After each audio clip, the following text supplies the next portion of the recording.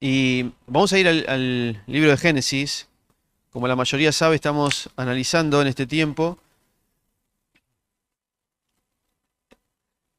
lo que realmente Dios ha querido plasmar, especialmente a través de la creación. Estamos analizando y también los invitamos a los que no participan los domingos a las 10 de la mañana, una hora antes del culto. Estamos haciendo un análisis un poco más profundo de lo que vamos a compartir también hoy. Así que si quieren participar, los animo. Es un lindo tiempo para descubrir más a Dios. Y en Génesis 1, nosotros ya hace del domingo pasado que venimos hablando de que el relato de Génesis, muchas veces nosotros nos hemos acercado al relato como si el relato de Génesis fuera un relato eh, de encontrarle ciencia al relato. Es decir, yo necesito saber cómo es que se crearon las cosas, cómo es que no había nada y ahora hay un montón de cosas, de qué está hecho la tierra, ¿no? Nosotros por ahí decimos que el polvo de la tierra tiene ciertos elementos químicos y entonces comparamos con la tierra y tratamos de encontrarle una respuesta científica a este relato, que si bien obviamente es Dios creando todo lo que nosotros vemos, el relato tiene un propósito, una intención. Y, y les voy a dar un ejemplo que a mí me ayudó y quizá para ahí ustedes también.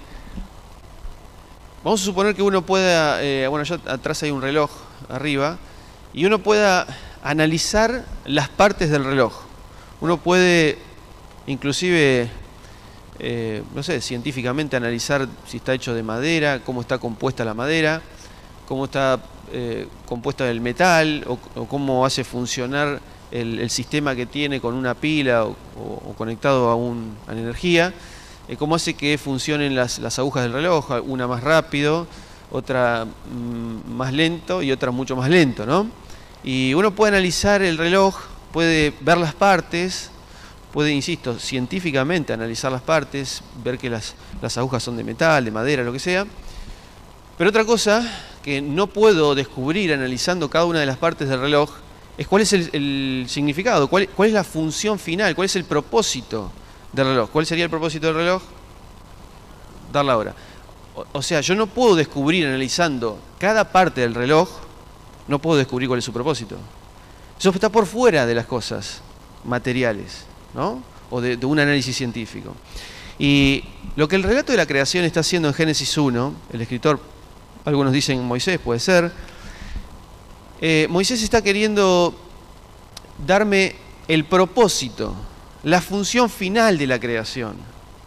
No está intentando analizar las partes de la creación, no quiere analizar que la luz es una energía de fotones y ondas que llegan. No le interesa eso a Moisés.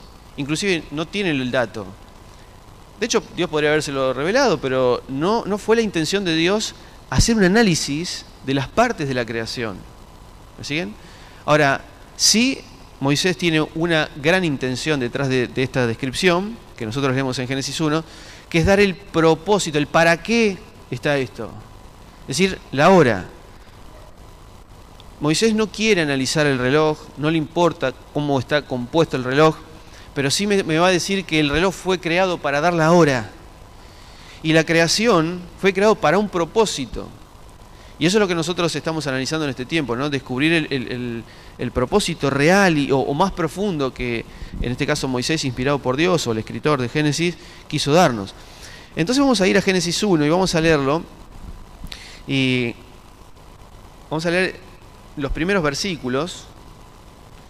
Y vamos a ver cómo Dios, y hacer un repaso de lo que vimos el domingo pasado y lo que también dijo Franco esta mañana. Muchas, o mejor dicho, las cosmovisiones o cosmologías, la cosmología es cómo veo yo el universo y la creación del universo, ¿no?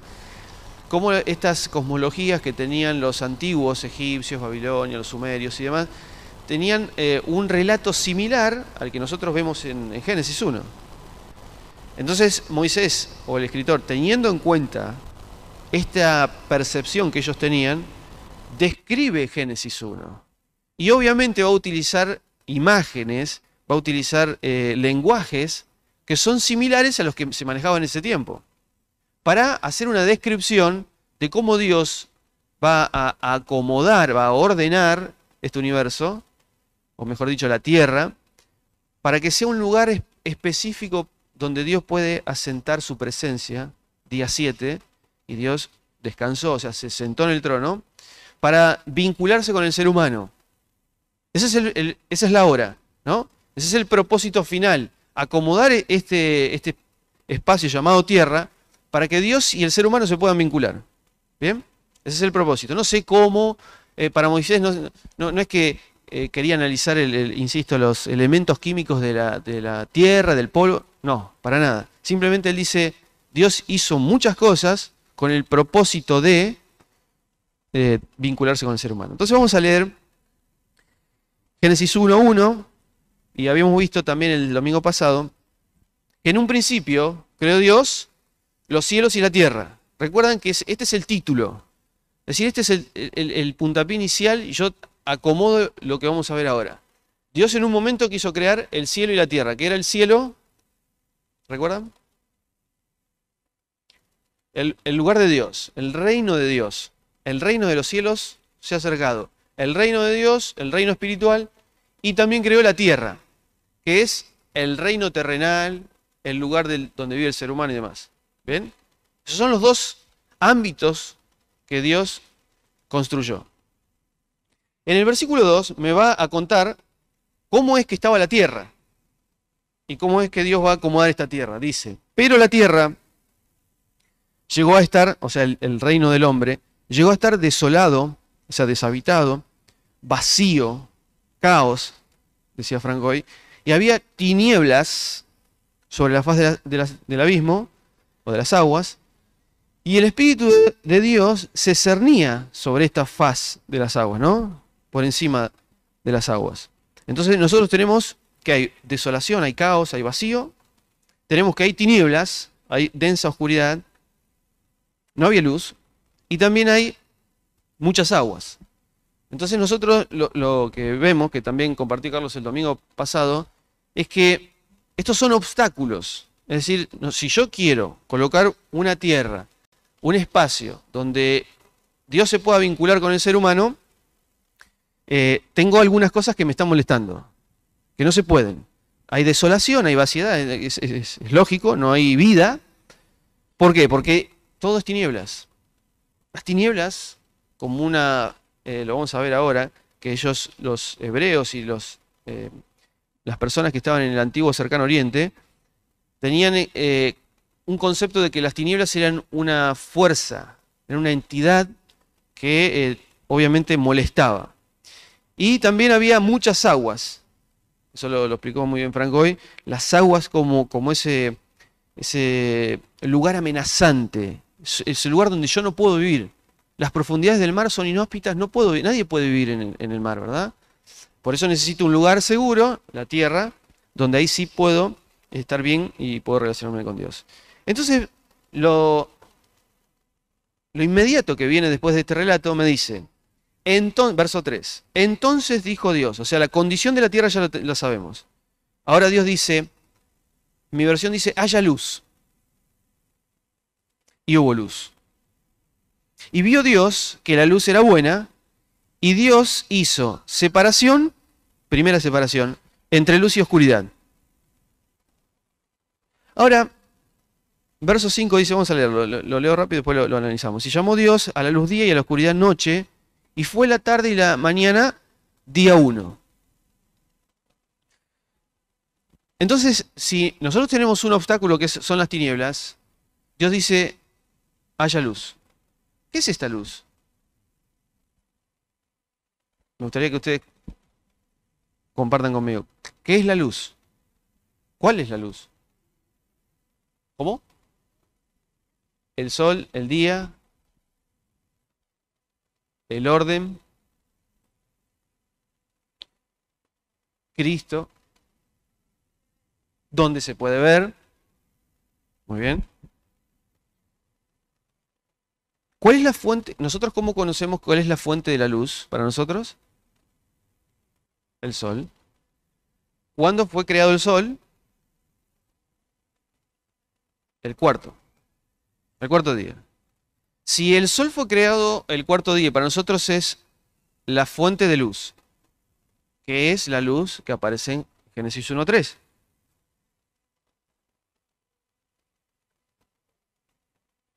Su palabra.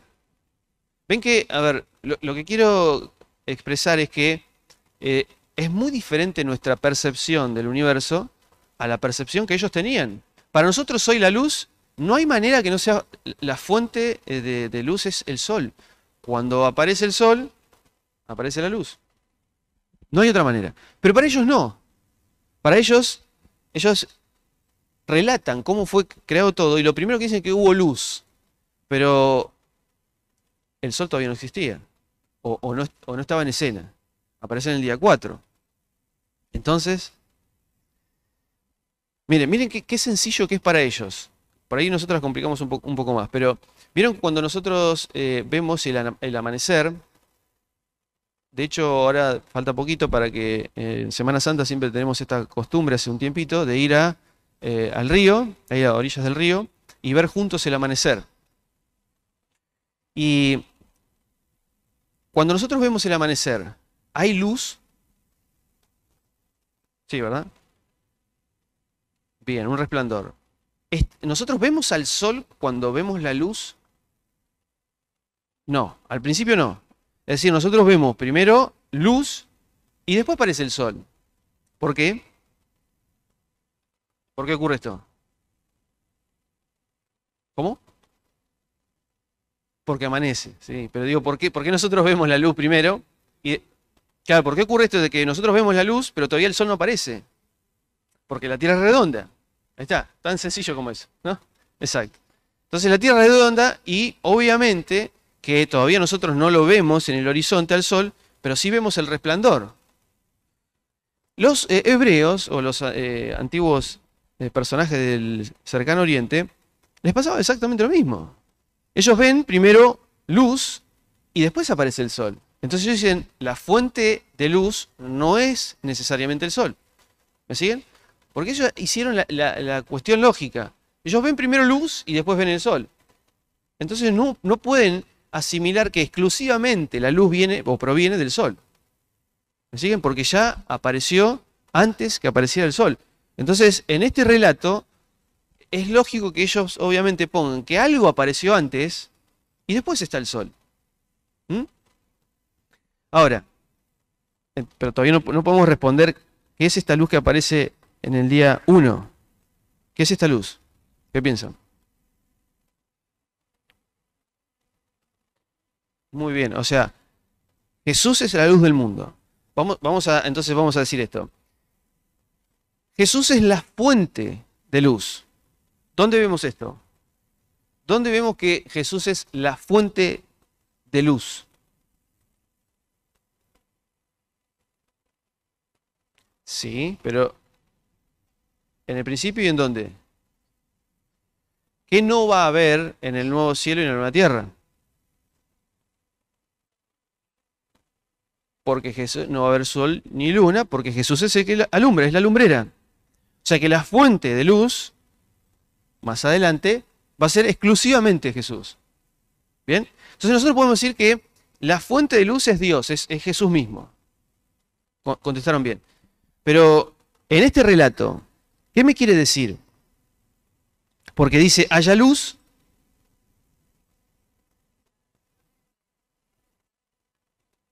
Ahí está, a ver. María de los Ángeles me dice que ahí aparece la luz y hay una separación. Y empieza un ritmo, que es luz, tinieblas. O mejor dicho, tinieblas, después luz. Tinieblas, luz, tinieblas, luz. ¿Qué me está diciendo esto? Día y noche. ¿Y qué me está dando este día y noche? El tiempo. ¿Ven? Es como si... ¿Cómo hago yo para describir el tiempo? ¿Cómo hace un escritor 3.500 años antes para decirme que en un momento empezó el tiempo? ¿O cómo hace un escritor para decir la nada? ¿Cómo hace alguien para describir la nada?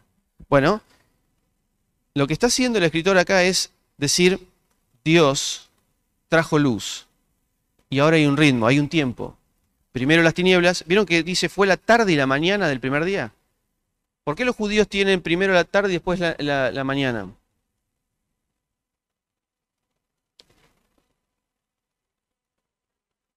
Para ellos el día empieza cuando baja el sol. ¿Por qué?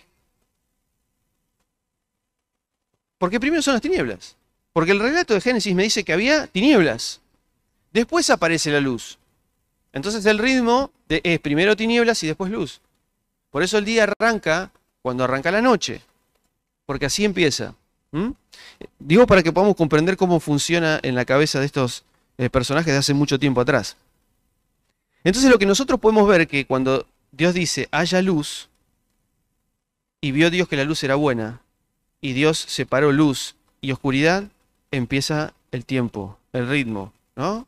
La sinfonía es primero tinieblas, después luz, y después vuelve a haber tinieblas, y hay una esperanza de que va a volver a haber luz, ¿no? Y este proceso empieza. Y lo que hace Dios en el segundo día, verso 6, simplemente como para recordar, dice Dios haya expansión en medio de las aguas. Es decir, una expansión separa aguas arriba, como explicó Franco esta mañana, y aguas abajo. ¿Por qué aguas arriba? Porque llueve y de algún lado sale el agua. Para ellos ese era el pensamiento literal, recto. O sea, no hay profundidad. Acá hay agua arriba. No tienen el pensamiento de que el agua del mar se transforma, ¿no? en agua dulce y las nubes y no tienen ese pensamiento. Entonces hizo esa expansión, estableció separación, otra separación, verso 7, entre las aguas que estaban debajo de la expansión y las aguas que estaban encima de la expansión, y fue así. Y llamó Dios a la expansión de arriba cielos, y fue la noche, la mañana, día 2. ¿Bien? Y el tercer día, ahí vemos nosotros que es Dios sacando, dice, reúnanse las aguas de debajo de los cielos en un solo lugar y muéstrese lo seco. ¿No? Franco nos explicaba esto, salió lo seco de debajo del agua. Y a lo seco llamó tierra. Empieza Dios, a ver, yo les digo, ¿dónde estaba la tierra antes de que saliera a flote? Debajo de las aguas. Entonces lo que Dios está haciendo, como decía Carlos el domingo pasado, me está contando cómo redime, cómo salva a la tierra, que está en las profundidades del mar. ¿Ven? Que hay oscuridad y muchas aguas. Y Dios saca la tierra de debajo del agua. ¿Recuerdan a alguien en la Biblia que haya estado debajo del agua? Jonás. ¿Leyeron la oración de Jonás? ¿Cómo describe dónde está Jonás?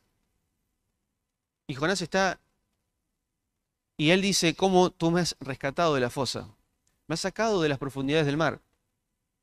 Entonces otra vez, y Franco también decía esta mañana, el pueblo de Israel pasó por las aguas para ir a un lugar de salvación. ¿Ven que esto de Dios rescatando de las aguas es una señal de redención, de salvación?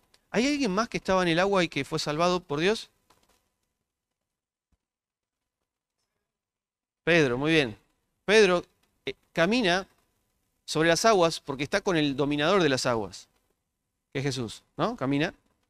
Jesús dice, vientos tranquilos, lluvia, no más, y él camina sobre las aguas. Está pensando en Génesis 1. ¿Y qué le pasa a Pedro? Se hunde, y Dios lo rescata. ¿Ven? Todas son imágenes que me refrescan el Génesis. Entonces, nosotros tenemos acá dos inconvenientes. No hay habitación, no hay vida, no hay nada. Solo hay tinieblas y hay agua. Dios controla las tinieblas, aparece la luz, las controla, no las hace desaparecer. ¿Vieron ese detalle? Dios no hace desaparecer a las tinieblas. Dios no hace desaparecer a las aguas, las controla. ¿Vieron que Dios dice que le pone límite al mar? ¿Hasta acá? Y ahora vamos a ver un pasaje, ordena que el mar llegue hasta acá. Ahora, si nosotros analizamos qué es lo que, miren, vamos a Apocalipsis 21, rápido, y qué es lo que no va a haber, ahora sí, desaparecen, en el nuevo espacio que Dios va a ordenar para estar con el ser humano. Apocalipsis 21, verso 1. Dice, vi un cielo nuevo y una tierra nueva. No nuevo como si fuera otra, sino esto es nuevo en el sentido de restaurado. Porque el primer cielo y la primera tierra pasaron y el mar no existía más. ¿Por qué no existe más el mar? Porque no, a ver, si el mar es esa imagen de, de amenaza, del lugar donde no podemos, que yo no puedo vivir, ese lugar inhóspito, en el nuevo cielo no va a haber mar. ¿Y qué no más va a haber? Capítulo 22. Sí, pero el verso 5, miren, 22, 22:3 dice, y ya no habrá más maldición, lo que nosotros transformamos este lugar en maldición, ¿recuerdan? Dios bendijo y nosotros lo transformamos en maldición, sino que del trono de Dios, ahí está, ¿ven? Verso 5, ya no habrá noche, no hay necesidad de luz de lámpara ni de luz de sol, que supuestamente es la fuente, ¿no? Porque el Señor Dios resplandecerá sobre ellos y reinarán por los siglos de los siglos. ¿Ven que ahora Dios sí hace desaparecer?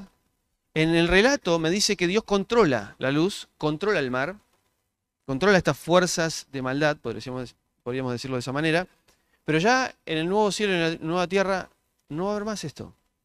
¿Ven cómo está vinculando Génesis con Apocalipsis?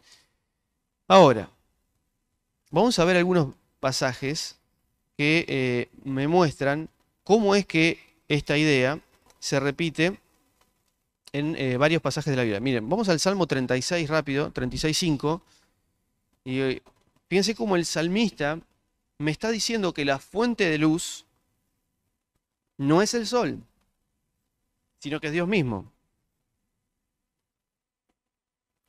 Dice el Salmo 36:5. Oh Dios, tu misericordia llega hasta los cielos y hasta las nubes tu fidelidad. Primer nivel. Si el que estuvo esta mañana se va a dar cuenta. Tu justicia es semejante a los montes de Dios. Montes, tierra, nivel 2. Tus juicios al inmenso abismo. Nivel 3. Tú, oh Dios, preservas al hombre y a la bestia, al animal. Oh Dios, cuán preciosa es tu misericordia. Por eso los hombres se amparan bajo la sombra de tus alas. Serán completamente saciados con la grosura, así, lo mejor de tu presencia, de tu casa. Y los abrevarás, está hablando de tomar agua, del torrente de tus delicias. ¿Saben cuál es la palabra delicia? O que Edén. Se traduce delicia, pero es Edén. Porque, miren, contigo está el manantial de la vida. Y esta es la frase. En tu luz veremos la luz. ¿Ven? Dios es la fuente de luz. Y porque Él determina que haya luz, es que nosotros podemos ver. Por eso el concepto es, no hay manera de que yo pueda vivir en tinieblas. Por eso Dios coloca el tiempo, la luz. Y un detalle interesante que en Génesis 1:14 dice, no lo busquen, se los leo yo. Cuando Dios crea el sol y la luna, dice, y Dios dijo, que haya luces en el firmamento que separen, otra vez separen, el día de la noche, que sirvan como señales de las estaciones de los días y de los años, y que brillen en el firmamento para iluminar la tierra, porque ese es el lugar, la tierra. Y sucedió así. Dios hizo los dos grandes astros, el astro mayor para gobernar el día y el menor para gobernar la noche. ¿Por qué dice gobernar? Quizá en otra versión dice enseñorear. ¿Por qué dice gobernar?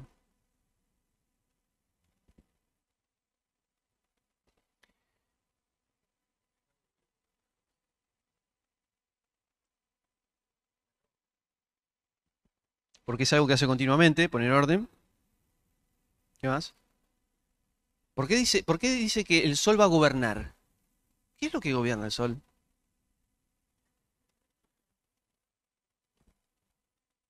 Patrick, ¿cómo? Produce vida. Porque produce vida. El sol es la fuente de luz y calor que produce vida. ¿Está bueno?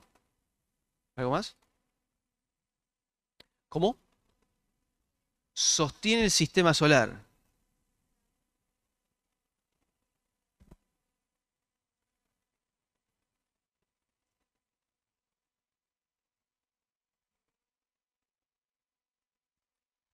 Belén me está diciendo de que puede ser una alegoría de que el sol está haciendo referencia a Cristo como el sol de justicia y demás, que la Biblia va a nombrar muchas veces el sol. Yo creo que puntualmente, esta es mi opinión, no está haciendo referencia a Jesús en este pasaje, pero sí está haciendo referencia a que Dios es el que delega autoridad. Si yo te digo que vos gobernás, te estoy dando autoridad. El sol es el que tiene la autoridad para determinar cuándo se termina el día. Y la luna tiene la autoridad para determinar cuándo se termina la noche. Es eso lo que quiere expresar el pasaje. Por eso dice enseñorear. Dios, la fuente de luz, que es Dios, delega autoridad al sol. Bueno, la luna obviamente es el reflejo de este sol, ¿no? Entonces, Dios es delegando autoridad ahora en el sol para que el sol haga lo que Dios quiso hacer, que es traer luz. Bien, y hay otro detalle también que a mí me ayudó mucho a comprender esto, que fíjense cómo Génesis 1 de nuevo, en el verso 4, perdón, el verso 5, ¿a qué llama luz? Al día, ¿ven? Al día. Es decir, la luz no es ni los fotones, ni energía, ni nada por el estilo. Para el escritor, la luz es la claridad del día, nada más. ¿Mm? Bueno, y ahora vamos a ver varios pasajes que, insisto, hablan de esto. Miren, Isaías 61, no lo busquen, y por ahí aparece en la pantalla, pero es para que vean esta idea de luz y oscuridad. Levántate y resplandece, que llega tu luz, le dice Dios al pueblo de Israel. La gloria de Dios amanece sobre ti, otra vez el amanecer. He aquí, las tinieblas cubren la tierra. Densa oscuridad a los pueblos. ¿Qué está queriendo decir Dios acá? O el escritor, cuando está diciendo, las tinieblas cubren la tierra. Que hay densa oscuridad a los pueblos. ¿Por qué usa esta imagen que está describiendo de los pueblos? En la condición en la que están. Lejos de Dios, en impiedad, en maldad. ¿Mm?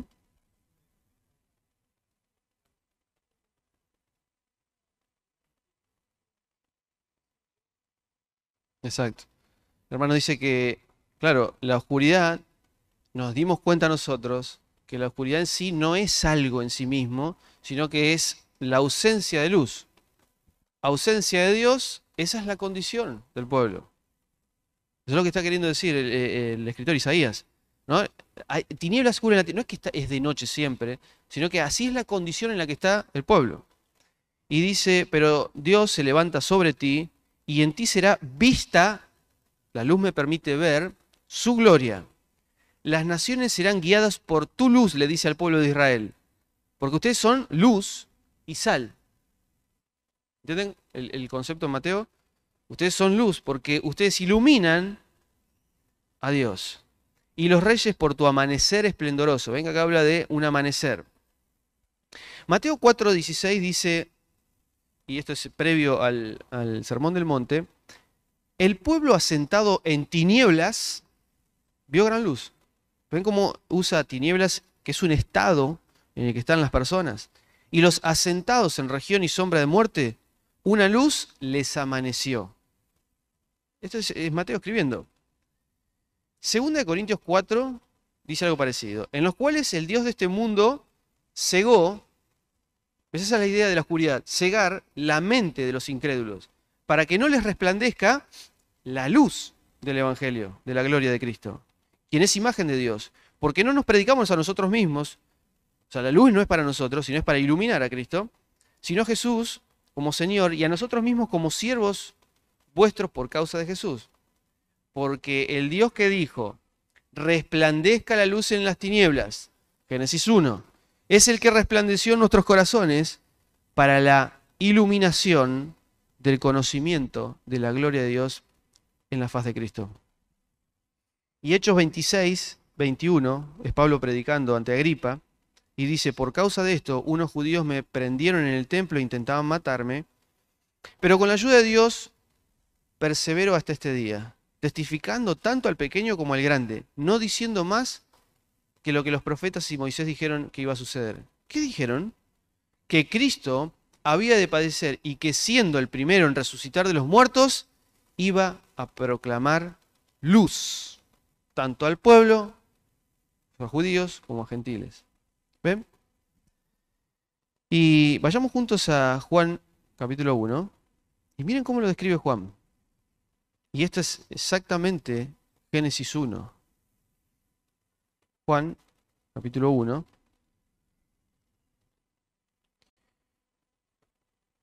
Dice, verso 1. Voy a leer algunos versículos antes y después nos detenemos en algunos. En un principio, Génesis 1, era el verbo o el logos, y el verbo estaba ante Dios, y Dios era el verbo. En un principio este estaba ante Dios.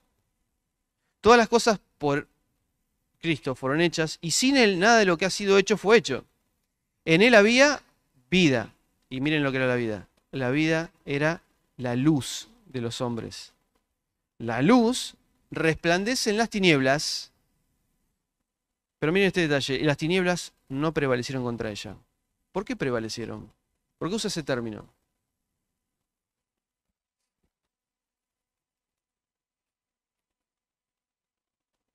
¿Qué no pueden?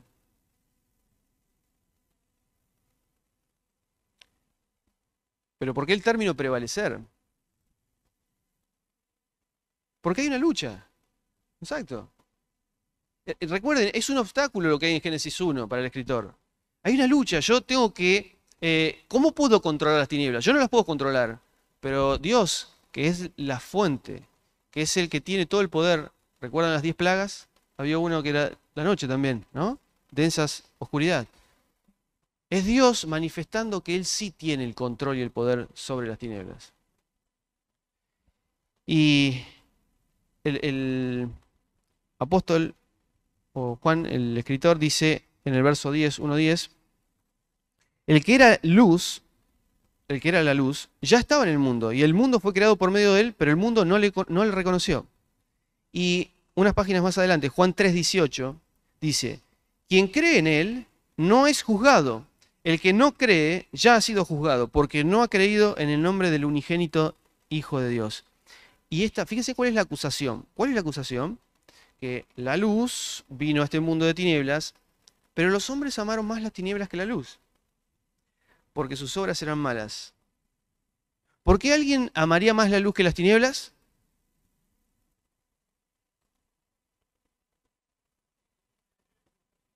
¿Por qué? Porque se quiere esconder, porque sus obras son malas. No las quiere cambiar porque obviamente viene la luz, los ilumina y manifiesta nuestra condición. Nos deja expuestos. Pero como yo sé que mis obras son malas, voy a ocultarme de la luz. No quiero, por eso amo más las tinieblas que la luz. Y termina diciendo, verso 20, porque todo el que practica lo malo aborrece la luz y no viene a la luz. Claro, para que sus obras no sean expuestas. Pero el que practica la verdad viene hacia la luz para que sea manifiesto que sus obras son hechas en Dios. Las obras son hechas en Dios, no en uno, en Dios. Y para terminar, vamos a ir a Primera de Juan, y con estos conceptos que salen desde Génesis, vamos a analizar Primera de Juan capítulo 1.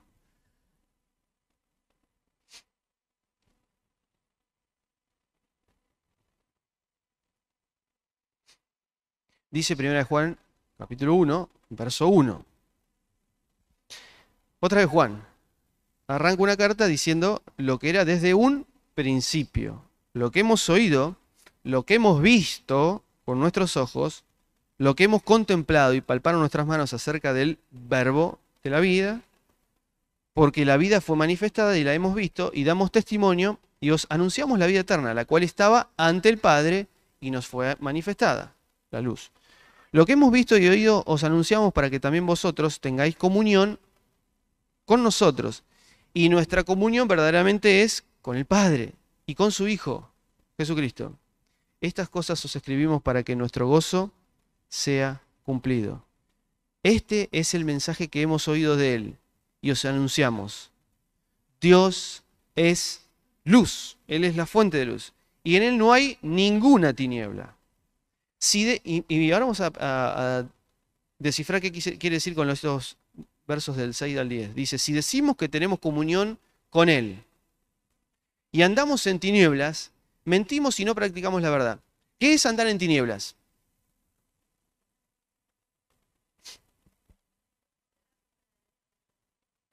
Bueno, a ver, yo recibí, no sé si escucharon atrás, pero recibí varias respuestas. Andar en pecado, no andar en luz, la esclavitud del pecado, ¿qué más? ¿Qué es estar en tinieblas?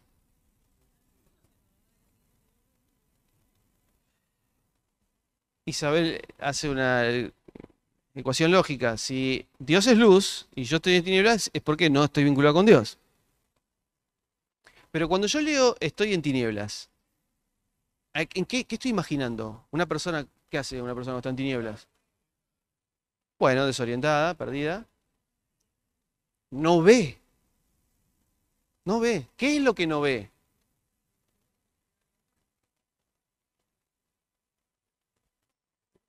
Un montón de respuestas. Pero según Primera de Juan, ¿qué es no ver, estar en tinieblas? ¿Qué no está viendo? Miren, vamos a leer de nuevo. Dice, si andamos, perdón, es verso 6. Si decimos que tenemos comunión con Él, pero andamos en tinieblas, mentimos y no practicamos la verdad. Pero si andamos en luz, ¿qué sería andar en luz? A ver. ¿Qué sería andar en la verdad? En comunión con Dios, unidos a Cristo. ¿Cómo? ¿Algo de palabra? Obedeciendo su palabra. Bueno, ahora vamos a ver qué quiso decir Juan cuando dijo, pero hay gente que anda en la luz. Dice, pero si andamos en la luz, como Él está en la luz, tenemos comunión unos con otros. O sea que andar en luz me permite tener comunión unos con otros. Y la sangre de Cristo nos limpia de todo pecado. ¿Por qué? Si, perdón, ¿no me dijiste que si estábamos en luz es porque estábamos bien? ¿Por qué me dice que tengo que pedir perdón por mis pecados?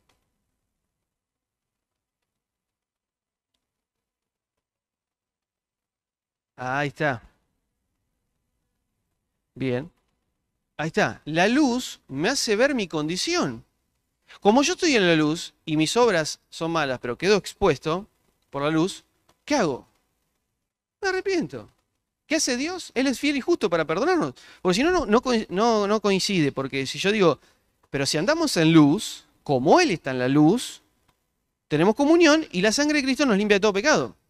Pero si yo estoy en la luz, no necesito pedir perdón. ¿Se entiende lo que digo? O sea, Juan está diciendo que el que está en la luz necesita pedir perdón. Necesita el perdón de Dios. ¿Por qué necesita el perdón de Dios? Porque la luz lo ilumina. Miren, verso 8. Si dijéramos que no tenemos pecado, ¿ven? Nos engañamos a nosotros mismos. Y la verdad no está en nosotros. Es decir, que ¿alguno de ustedes tiene pecado? Amén, ¿eh? Amén. Bien. Porque es imposible no estar en pecado.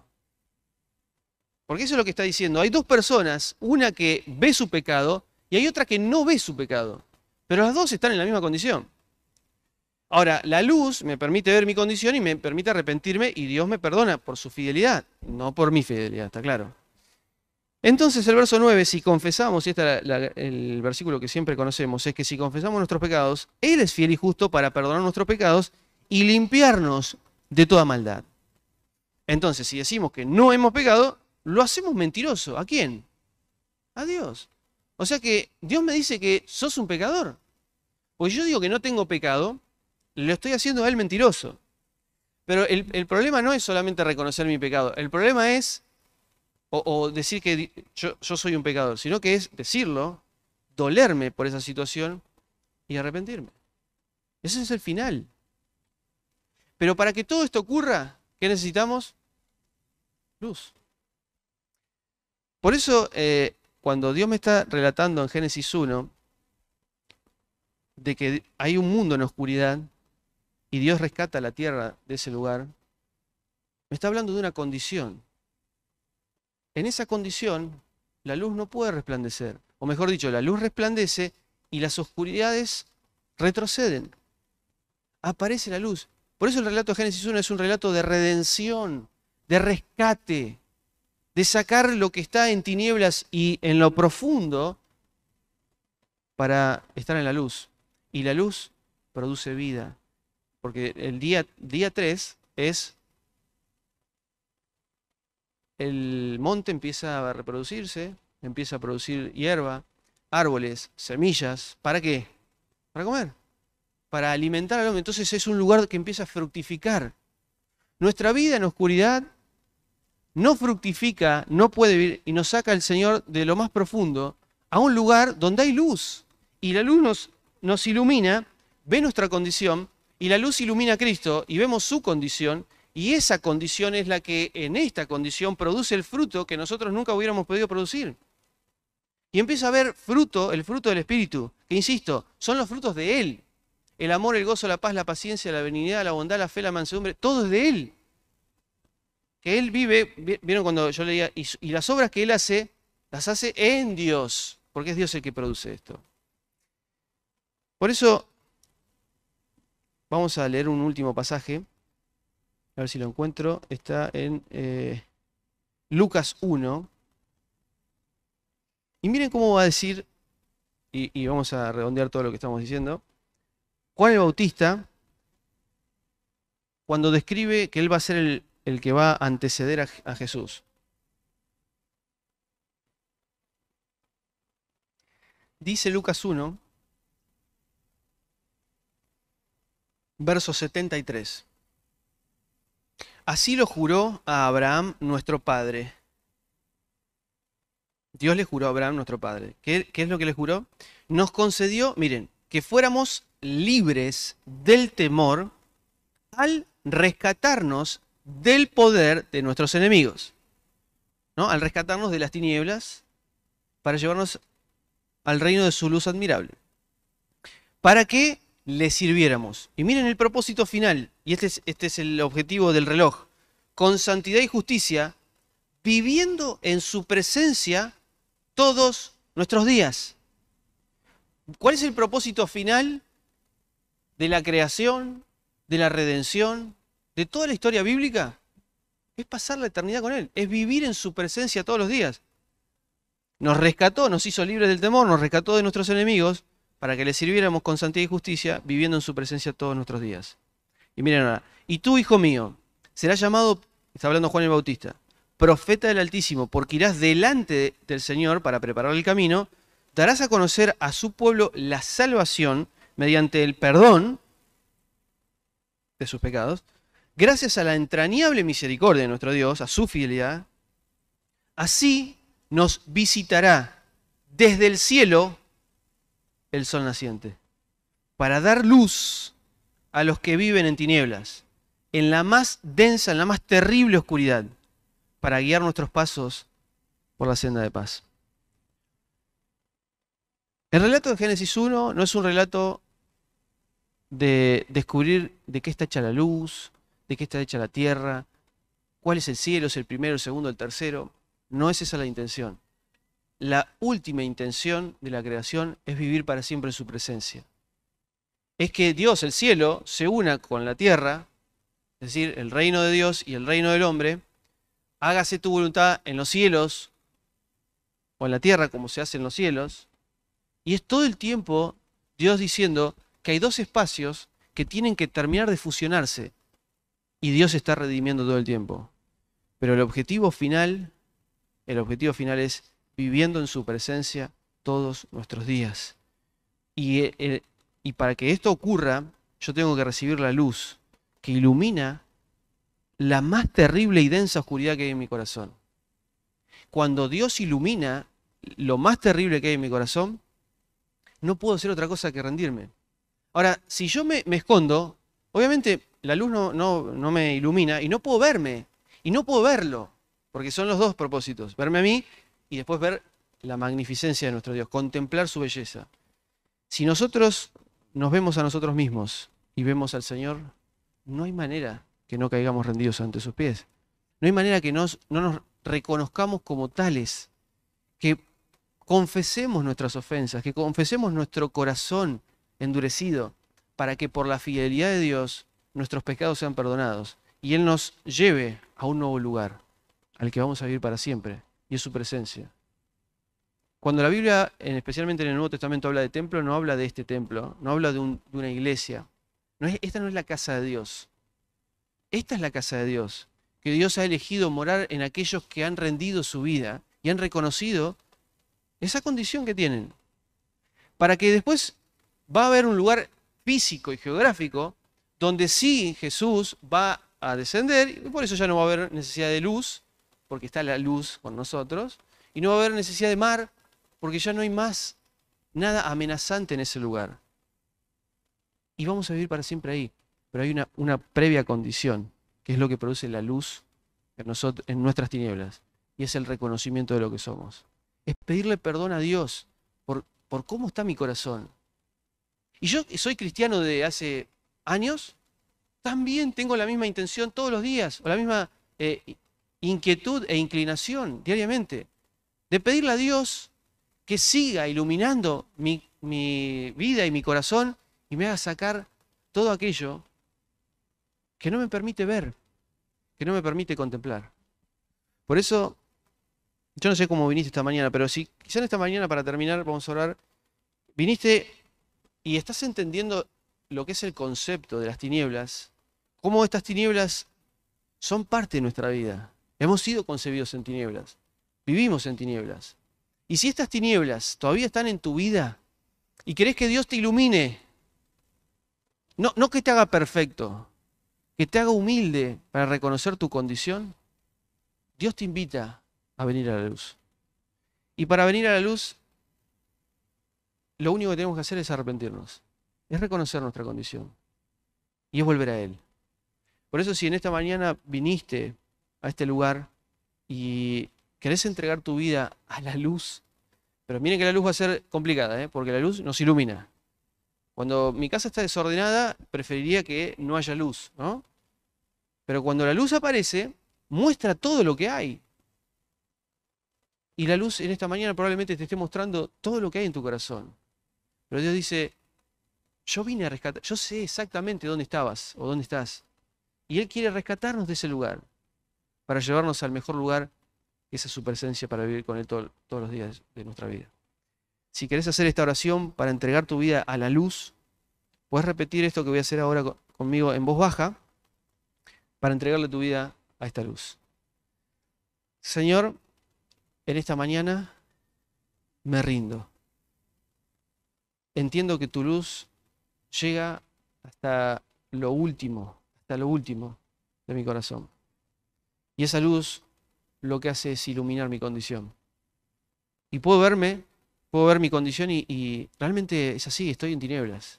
Tengo malos pensamientos, tengo pensamientos de querer quitarme la vida, tengo pensamientos de querer sacar a una persona del medio porque no la soporto más. Quiero que esa persona desaparezca. Señor, tú estás iluminando mi vida y estás viendo la perversidad que hay en mi corazón. Mi corazón es tremendamente malo. Está continuamente buscando cosas que obviamente van en contra tuya. Señor, necesito que ilumines. Y ahora que me iluminás y puedo verme, quiero arrepentirme. Quiero pedirte perdón. Quiero que tu luz sobrepase y controle las tinieblas que hay en mi vida. Quiero que la sangre de Cristo derramada en la cruz del Calvario me limpie de todo pecado. Te necesito, Señor. Necesito que hagas lo que vos solamente puedes hacer, controlar toda mi maldad. te invito a vivir a mi vida. En el nombre de Jesús. Y mientras todos seguimos orando, no sé si hay alguien en esta mañana que ha hecho esta oración por primera vez. Me gustaría que me levantes la mano, nadie te está mirando. Si hiciste esta oración por primera vez, ¿hay alguien que la hizo? Dios te bendiga. ¿Alguien más? Dios te bendiga. Qué bueno. ¿Alguien más que haya hecho esta rendición a la luz? ¿Alguien más? Dios te bendiga. Muy bien. Qué bueno. Bienvenidos a la luz. Y oramos para despedirnos. Señor, qué bueno es poder entender que tú eres un Dios que está por encima de todas las cosas. Realmente tú tienes el poder de todo. Y como tienes el poder de todo, estás controlando lo que puede ser una amenaza para nosotros. Tú estás por encima de todo esto. Las tinieblas te obedecen, el mar te obedece. El mar, las olas que manifiestan esta arrogancia de este lugar que parece que nos pasa por encima, tú le pusiste límites. Señor, ¿cómo no adorarte? ¿Cómo no rendirnos ante esta majestad? ¿Cómo no contemplar semejante majestad? Señor, gracias por esta mañana, porque hemos, desde Génesis, un relato que nos ha sido un poco difícil de comprender, tú has traído luz y tu luz nos ha iluminado. Y te ha iluminado a ti, que eres la fuente de luz. Tú eres la luz. Señor, gracias por manifestarte a nosotros. Te bendecimos y te honramos en esta mañana en el nombre de Jesús.